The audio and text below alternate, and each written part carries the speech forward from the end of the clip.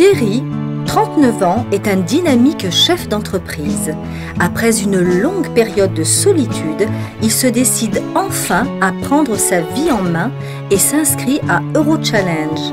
Svetlana, quant à elle, exerce à 33 ans la profession de chef de chorale. Suivant l'exemple d'un couple heureux récemment formé grâce à Eurochallenge, elle prend la même orientation que Thierry. Tous deux, remplis de sentiments sincères, ils vont se rencontrer pour enfin vivre la vie dont ils rêvaient, faite de partage, tendresse et bonheur familial. Не слышны в саду даже шорохи, все здесь замерло до утра. Если б знали вы, как мне дороги подмосковные вечера. Nous sommes aujourd'hui à l'agence de Lille. Je suis Anne Muser, directrice d'Eurochallenge, fondatrice d'Eurochallenge. Et nous recevons Thierry, qui est artificier de métier, et Svetlana, qui est chef de chorale. Et c'est vrai qu'ils sont mariés maintenant depuis... 7 ans, puisque nous nous sommes mariés à Minsk le 9 janvier 2004 oui. pour le mariage civil, donc c'est celui qui est reconnu pour l'État français. Et nous sommes mariés religieusement en France le 9 octobre 2004. J'étais célibataire auparavant, oui, tout à fait. Célibataire, oui. Sans enfant. Et donc j'avais envie de fonder une famille. C'était pas du tout dans le but de s'amuser, quoi. C'était vraiment. Et vous rêviez d'une épouse comme Svetlana? Est-ce que vous en rêviez? Oui.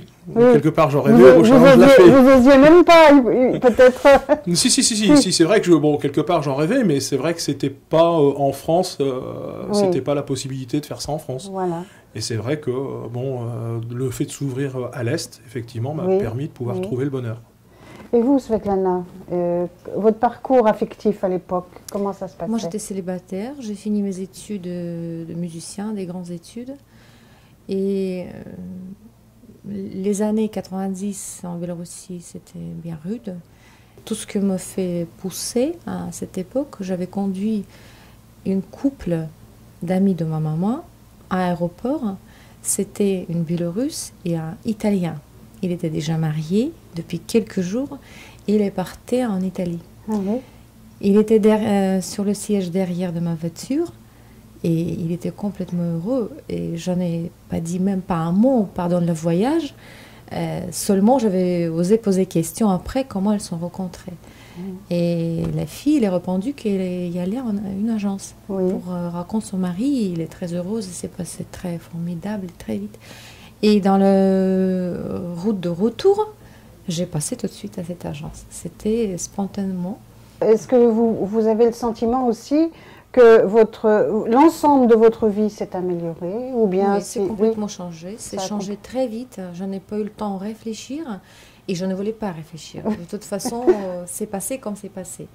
Je savais que je parte pour la route bien droite et que je veux.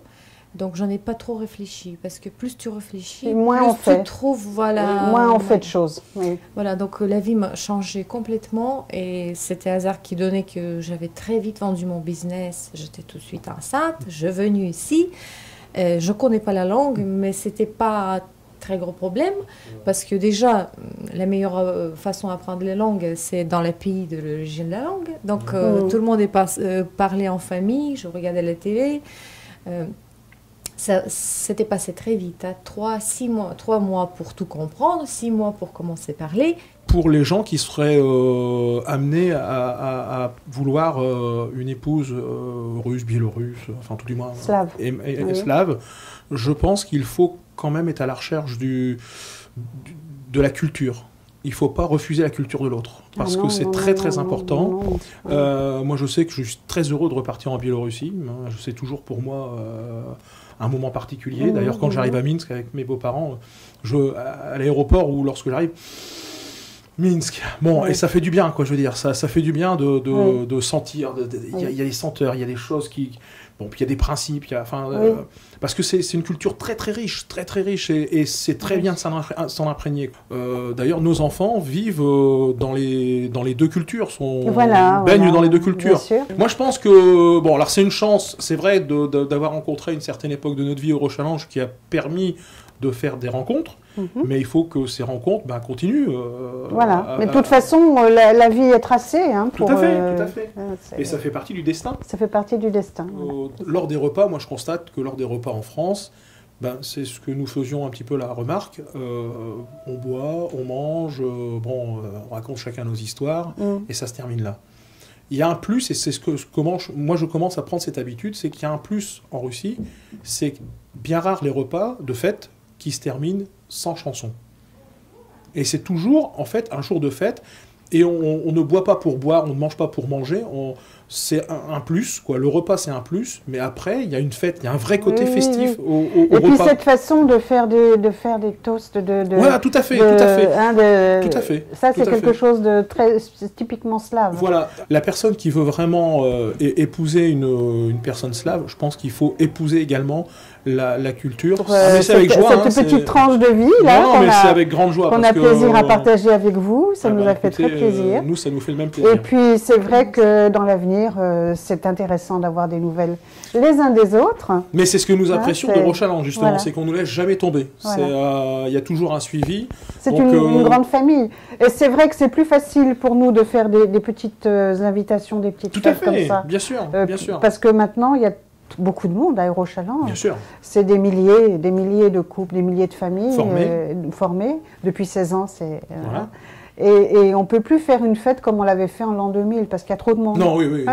Donc des petits comités comme ça, on peut mieux discuter les uns avec les autres, partager, faire part de nos expériences et de nos désirs. C'est aussi ça. Mais ce qui est bien, c'est justement ce côté-là, le fait que ça ne soit pas que commercial, qu'il y a une vraie relation humaine derrière. Oui, bien sûr. C'est des sentiments. C'est des sentiments. Voilà. On se sent accueilli et suivi, c'est bien. Merci à vous. Merci à vous aussi.